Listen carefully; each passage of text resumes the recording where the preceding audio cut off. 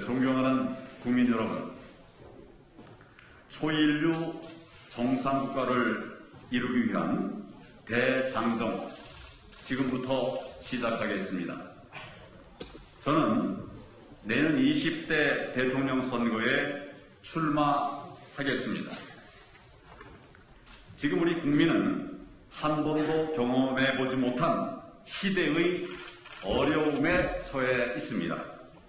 치유와 회복, 새로운 도약이 필요한 시대 전환의 요구가 터져 나오고 있습니다. 공정과 정의 그리고 자유는 대한민국 민주주의가 동시에 안착시켜야 할 과제입니다. 무너진 원칙과 법치를 다시 일으켜 세워야 합니다. 국민을 이기는 정치는 없습니다. 국민의 삶을 지키는 것보다 중요한 과제도 없습니다. 지금 주변을 한번 둘러보십시오. 한 군데도 성한 곳이 없습니다. 국민의 삶은 완전히 망가져서 하소연할 곳조차 없는 실정입니다. 단순히 어렵다는 수준을 넘어서 희망을 가질 수 없는 지경이 되었습니다. 집값이 천정부지로 올라도 집을 구하지 못해서 전세 난민이 되고 월세 난민이 되고 눈길조차 주지 않는 국민 배신의 폭정이 계속되고 있습니다. 대기업은 대기업대로, 중소기업은 중소기업대로, 자영업자는 자영업자대로, 서민은 서민대로, 집 가진 사람은 집 가진 사람대로, 집 없는 사람은 집 없는 사람대로 아무도 수혜자가 되지 못하는 세상이 되고 말았습니다. 무늬만 진보인 정권 때문에 우리 국민들이 피와 땀으로 일궈낸 나라의 근간이 무너지고 있습니다. 이렇게 복합적인 실정과 실책은 일부러 하려고 해도 하기 어려운 일입니다. 일자리, 원전, 세금, 교육, 주택, 코로나 대책, 최저임금, 기업의 근로시간과 사법정의, 공공기관 공공요금 등등 국민 생활의 전 영역에 걸쳐서 어느 하나 빼놓지 않고 총체적으로 국민의 삶을 얽어매고 꼼짝달짝 못하게 만들고 있습니다. 외교와 안보와 국방은 또 어떻습니까?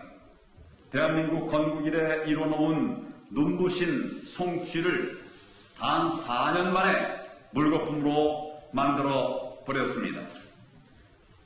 대한민국 국민을 부끄럽게 만드는 무능외교, 당연한 국익도 지켜내지 못하는 양다리 외교, 삶은 소대가리가 웃는다는 비아냥에도 앵무새처럼 북한 대변인 노릇하는 굴종적 대북 정책, 우리 국민이 불태워져도 제대로 된 항의 한 번 못하는 무책임 안보는 여기서 멈춰야 합니다. 국민 여러분, 우리는 다시 나라를 정상화하고 나아가서 초인류 정상국가로 가는 길에 매진해야 합니다. 건국 이후 우리 국민은 앞으로 나아가는 발걸음을 멈춘 적이 없었습니다. 밥을 굶으면서도 자식을 교육시켰습니다. 우리 젊은이들의 피값으로 국방을 현대화했습니다. 잠시의 휴식도 허락하지 않는 고단한 노동의 어려움을 참으면서 우리의 자랑스러운 대한민국은 여기까지 왔습니다. 원래 대한민국의 DNA에는 초인류 정상국가라고 하는 세계사적 성취를 이룰 꿈과 희망과 그리고 노력이 내재되어 있습니다. 단지 지난 4년간 일탈하였을 뿐입니다. 다시 되돌려 놓아야 합니다. 문재인 정권에 의해 저질러진 비정상을 정상으로 돌려놓기만 해도 우리 사회의 역동성이 되살아나고 우리 국민들의 삶에 생기가 돌게 될 것입니다. 더욱이 우리 국민들은 세계 최고의 IT 기술과 디지털 마인드를 가지고 있습니다. 규제 풀고 공정하고 정의롭고 자유로운 환경을 만들기만 한다면 미래를 주도하고 제4차 산업혁명을 선도할 역량을 발휘하게 될 것입니다. 초인류 정상국가로 가는 길, 제가 앞장서겠습니다. 제 모든 것을 바쳐서 헌신하겠습니다. 존경하는 국민 여러분, 오늘 이 자리에서 저희의 모든 구상과 정책을 다 말씀드릴 수는 없습니다.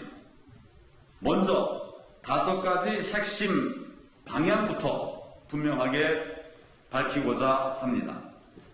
첫째, 정권 교체. 정권 교체를 반드시 이루어내겠습니다. 정권 교체는 시대정신의 명령이고 우리 모두의 지상 과제입니다. 정권 교체 자체가 우리 국민들에게 희망을 드리는 길이고 또 삶을 회복시키는 일이며 대한민국을 도약시키는 길입니다. 제가 가진 모든 경험과 역량을 다해서 국민의 요구에, 시대의 요구에 부응하겠습니다.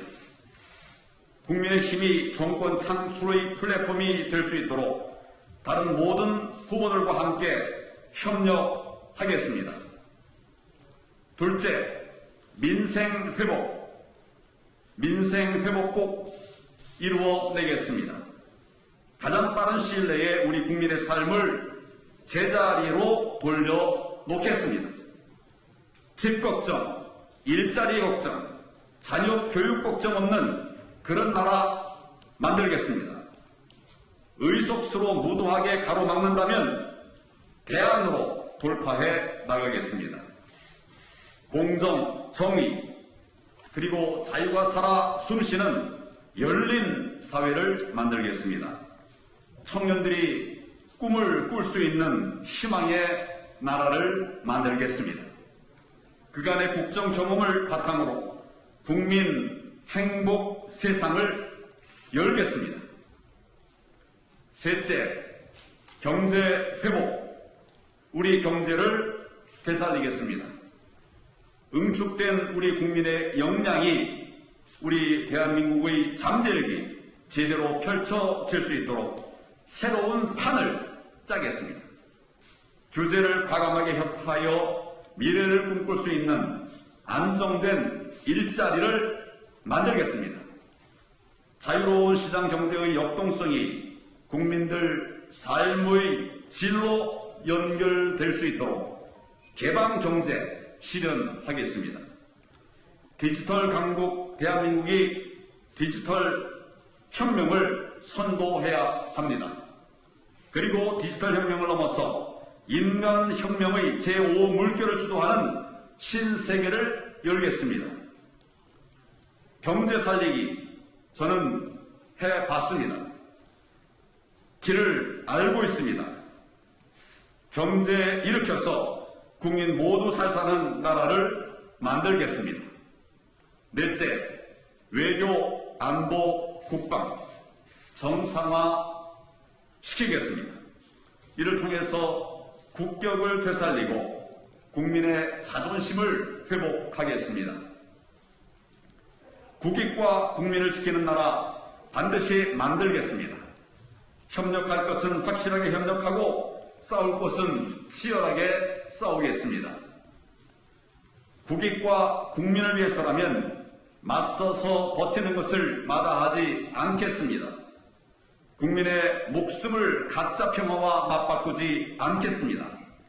확실한 평화, 지속 가능한 평화를 만들어 가겠습니다. 다섯째, 복지 민주화. 맞춤형 복지를 통해서 복지 민주화를 이루어내겠습니다. 복지의 문제는 생존권의 문제고 우리 국민의 인간적 존엄이 달린 문제입니다. 최소한의 인간적 삶을 보장하지 못한다면 그 사회가 어떻게 민주주의가 실현된 사회라고 할 수 있겠습니까? 필요한 모든 분들께 충분한 복지를 제공해 드려야 합니다. 복지 전달 체계를 전면 개편해서 우리 국민들이 인간 존엄의 기본권을 누리도록 하겠습니다. 각 핵심 방향의 상세한 내용 앞으로 기회를 만들어서 차례차례 말씀드리도록 하겠습니다. 존경하고 사랑하는 국민 여러분, 저는 앞으로 공정한 경쟁을 하겠습니다. 국민의 눈살을 찌푸리게 하는 소모적 정쟁은 하지 않겠습니다. 봄바람 같은 정치, 가을 햇살 같은 정치를 하겠습니다.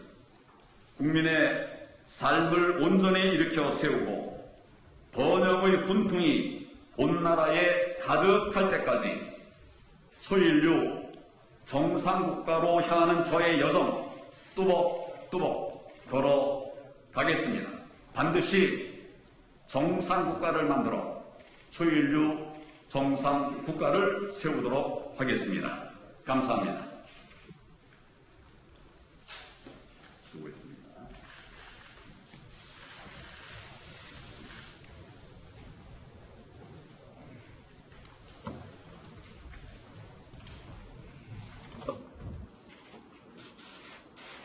예, 정말 국민들이 힘든 세상이 되었습니다. 어떻게든 정권 교체를 이루어서 국민의 삶을 지켜내야 합니다. 길을 모르지 않습니다. 아는데도 잘못 가고 있고 잘못 가면서도 반성하지 않습니다. 고치질 않으니 나아지지 않는 것입니다. 우리는 길을 알고 있습니다. 그 길을 찾아내서 우리 국민의 삶을 회복시키고 자기 집 살 수 있는 자기 집 만들기 좋은 사회, 또 세금 때문에 집 하나 있는 것도 부담이 되는 그런 사회, 자녀 교육시키기 어려운 사회, 결혼하거나 또 행복한 삶을 살기가 어려운 사회, 우리 반드시 극복해야 되지 않겠습니까? 그런 대장정을 오늘 시작한다는 말씀을 드렸습니다. 개략적인 방향으로 오늘 말씀드렸습니다만 구체적인 정책 방향에 대해서는 나라 살릴 세부적인 정책 방향에 대해서는 기회를 만들어서 가급적 빨리 여러분들에게 하나하나 말씀드리도록 하겠다는 말씀을 드립니다. 혹시 질문 있으시면 말씀을 주십시오. 대표님, 그 야권 유력 주자들 중에 비전이 밝히신 분들이 많이 있는데 왜 황교안이어야만 하는지에 대해서 좀 설명을 주세요. 지금 나라가 어렵지 않습니까? 보통으로는 되지 않는 것이죠. 경험이 필요하고 또 국민의 삶을 아는 그런 리더가 필요한 때입니다. 저는 입법, 사법, 행정의 3부를 경험한 사람입니다. 책임자로서 가야 할 길을 알고 있고 또 해결책을 갖고 있는 사람입니다. 이런 상황 속에서 우리가 가야 될 길, 실수해서는 안 되고 또 다시 갈 수도 없습니다. 제가 법무부 장관으로서도 제 여건을 다 하기 위해서 애를 썼고 또 그 뒤에 이제 총리 권한 대행으로서도 국가 위기 상황에 대처를 했습니다. 지금 이와 같은 위기 상황이 더 없을 것 같습니다. 그런 위기 상황에 꼭 필요하기 때문에 제가 제 몫을 다하겠다, 책임을 다하겠다 이런 말씀을 드렸습니다. 그리고 당 대표를 통해서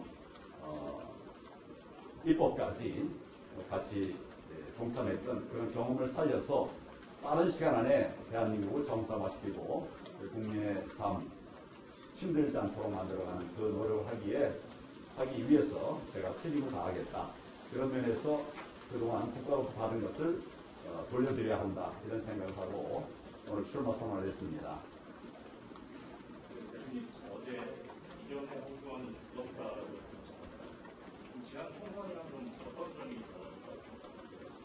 국민들께서 우리가 많이 부족해서 총선에서 많은 의석을 주지 않지 않으셨습니까? 그 책임은 다 저에게 있다. 이런 생각을 합니다. 그러나 우리는 아직 완전하지 않지만 이제 정권 교체를 위한 큰 길을 가고 있습니다. 그런 길을 감에 있어서 나의 부족한 점들은 철저하게 고치고 또 장점을 살려서 결국 국민을 지키는 그 길을 가야 한다. 이런 생각에서 과거에 저는 죽었고 이제 각 성찰을 통해서 바뀐 제가 그런 각오를 가지고 국민들을 위한 좋은 정책을 가지고 살리는 일 해나가도록 그렇게 하겠습니다. 대여 강경투쟁에 대한 반성인가요? 대여 강경투쟁에 대한 반성으로 보면 될까요? 뭘 강경투쟁이라고 말씀하시는지 저는 이해를 할 수가 없습니다. 아마 강경투쟁이라고 하는 것을 말하신다면 아마 2019년 내 일련의 과정들 이런 것을 말씀하시는 것 같은데 여러분 2019년으로 한번 돌아가 보십시오. 민주주의가 무너지고 있었습니다.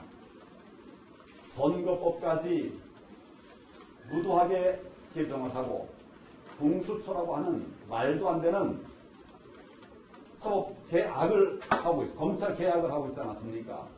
지소미아는 없애버리고 그리고 그렇게 우리 국민들에게 외쳤던 공정과 정의를 상징하는 조국 세우지 않았습니까?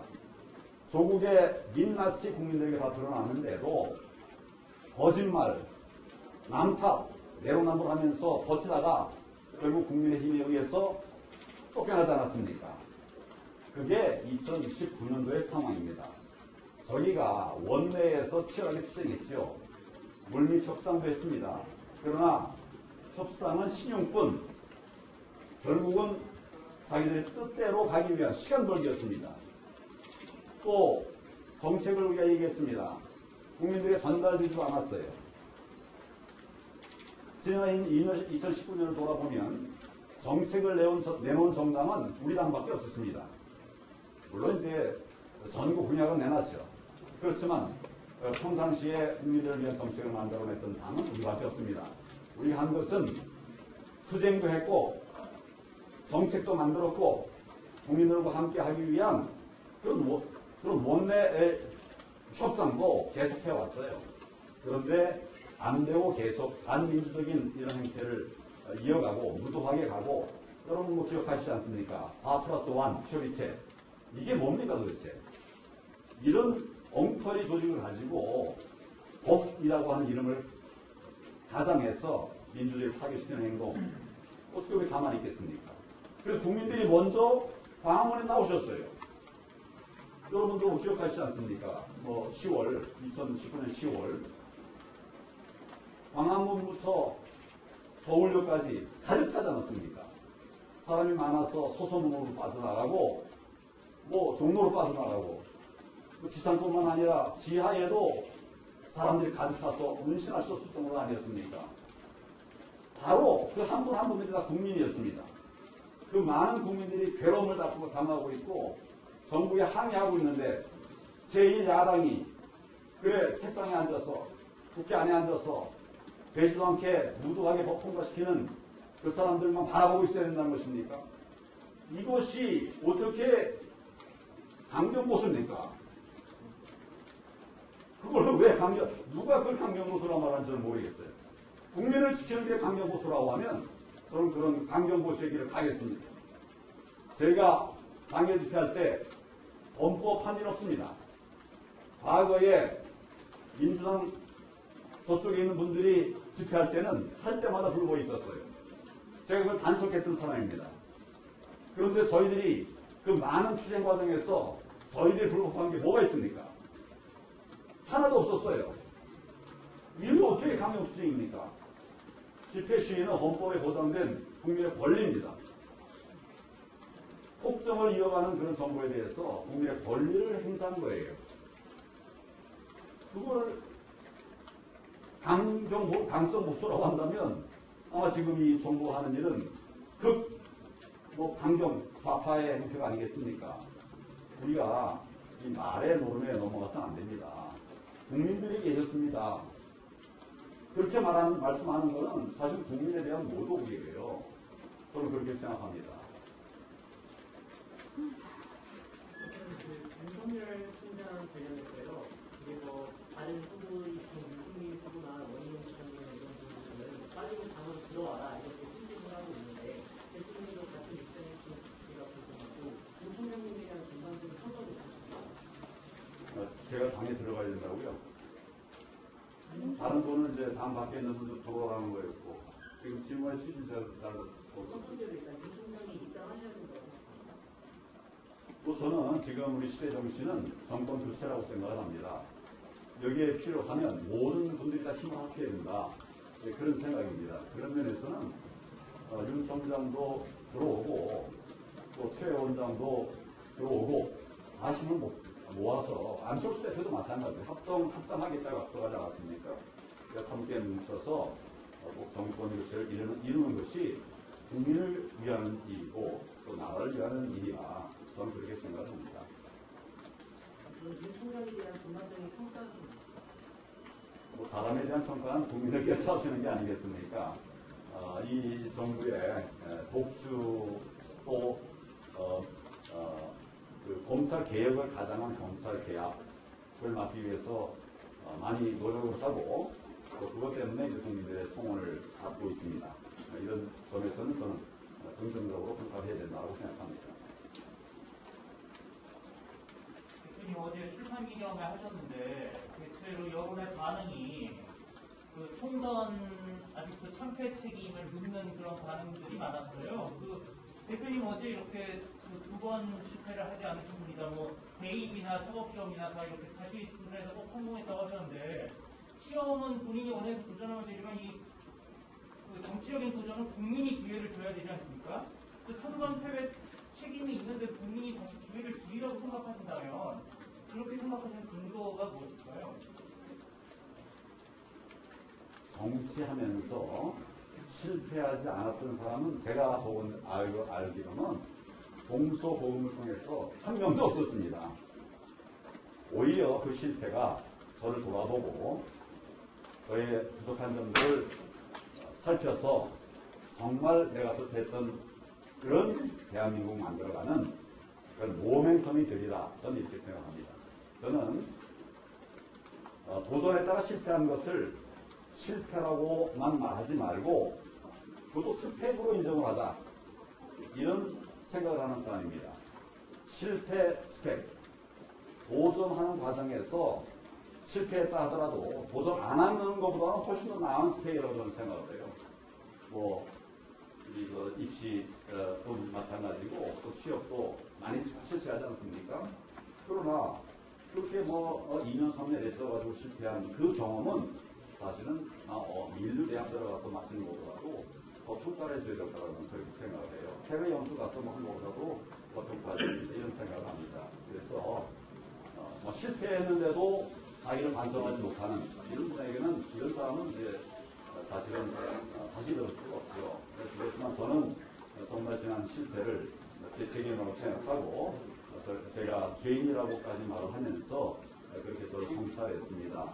그런데 제가 가만히 있으면 좋겠지만 이 나라는 점점 더 잘못돼가는 그런 과정을 이어가고 있기 때문에 그냥 있을 수가 없어서 제 책임을 다하기 위해서 다시 일어서겠다 이런 말씀을 드린 겁니다. 질문이 좀 조심스럽긴 한데요. 어제 윤석열 전 검찰총장 부인 관련한 의혹이 부인이 직접 해명을 하면서 좀 거론이 됐거든요. 과거에 당시에 이제 검찰 이직에도 계셨고 대통령 권한 대행도 하셨었잖아요. 그런 관련 의혹들을 과거에 알고 계셨었는지. 과거에 몰랐습니다. 그리고 지금도 그런 것의 팩트가 뭔지 이것은 더 조사를 해봐야 되는 그런 상황이라고 생각합니다. 본인도 밝히겠다, 명백히 밝히겠다 이렇게 했으니까 그렇게 철저하게 조사를 하면 결과가 나올 겁니다. 그 과정에서 의혹을 가지고 어떤 사람을 폄훼하는 이런 것은 좀 자제해야 된다 이런 생각이고 정말 객관적인 팩트에 의해서 사람을 특히 이제 지도자들을 평가를 하는 것이 다른 사회다 이런 생각합니다. 하나만 덧붙여서 여쭤보면 그 당시 이제 윤석열 정부 시절에 4천 얘기가 나왔을 때 국정원 대표 사건은 4천이 아니라 다른 부동산들이 기회를 받았다고 여기 혹시 이런 의혹과 연관됐던 건 전혀 관계 없습니다. 다른 사건입니다. 대표님 예전에 이렇게 전당대회에서 선출되시고 한창 당대표하고 그럴 때는 이제 범야권에서 지지율이 1위셨는데 지금은 범야권에서 지지율이 중위권 그룹에 계시거든요. 네, 좀 지지율을 다시 좀 승진시킬 어떤 그 보관이나 모멘텀이 어떻게 좀 되더라고요. 지지율이라고 하는 것은 여러분 잘 아시다시피 그것에 일희일비 할 일은 아니라고 생각합니다. 저도 상당 기간을 지지율 1위였지만은 그렇게 이제 그 뒤에 바뀌었죠. 또 다른 경쟁자들도 그랬던 일들이 있는 것을 여러분은 잘 아시리라고 생각합니다. 저는 지지율이 아니라 지금 피폐해서 가고 있는 인생을 챙겨내는 그 일들을 하나하나 잘 챙겨나가는 것이 지금 저희의 과제라고 생각합니다. 그걸 잘하면 국민들께서 저에 대해서 다시 보는 이런 계기가 될 수 있으리라 생각해요. 제가 아까도 국정 전반에 관해서 입법사고 행정을 제가 다 경험했다. 그리고 이제 책임자로서 경험을 했었습니다. 지금 이 나라 정말 말이 아니라 실력이 필요한 때입니다. 정치도 마찬가지고요. 그래서 그런 책임을 다하는 자세로 그동안의 역량을 쏟아부어서 나라를 되살리고 또 우리 국민 한 사람 한 사람의 어려운 형편을 좀 되살려내는 그런 일들을 할 수밖에 없다. 할 수밖에 없기 때문에 해야 되겠다고 생각을 하고 오늘 말씀을 드린 겁니다. 앞서 말씀하신 윤석열 전 총장 다쳤는데 다른 사건이라면 혹시 윤우진 전 영광생활소장 사건입니까? 제 기억에는 그것과 관계된 것도 아니고요. 이제 아마 이렇게 보면 절차에 따르지 않은 이런 조치들이 있었던 것이에요. 그것에 대해서 징계가 됐던 것으로 기억이 됩니다. 그래서 대충 질문 다 됐습니까?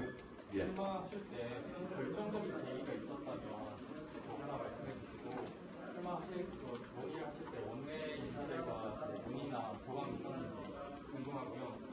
그 민생 회복을 위해서 의석수로 막는다면 제한으로 조정하겠다고 하는데 이거 어떤 말씀이신지 지금 이 정부가 의석수를 가지고 마음대로 민주주의를 가장한 반민주적 행태를 하고 있지 않습니까? 대통령에게는 이런 경우에 대한 견제 방법들이 있습니다. 자주 사용하는 것이 아닙니다만은 그러나 비정상적인 이런 상황에서는 그런 방법을 쓸 수밖에 없다. 그렇게 안 돼도 국민들을 설득할 겁니다. 그리고 국민들께서 아마 힘을 모아주실 겁니다. 그렇게 되면 아무리 많은 의석수를 갖고 있다 하더라도 독단적으로 마음대로 하지는 못할 거예요. 그렇게 만들어 갈 것입니다. 그럼에도 안 될 때의 대안을 말씀을 드린 것입니다.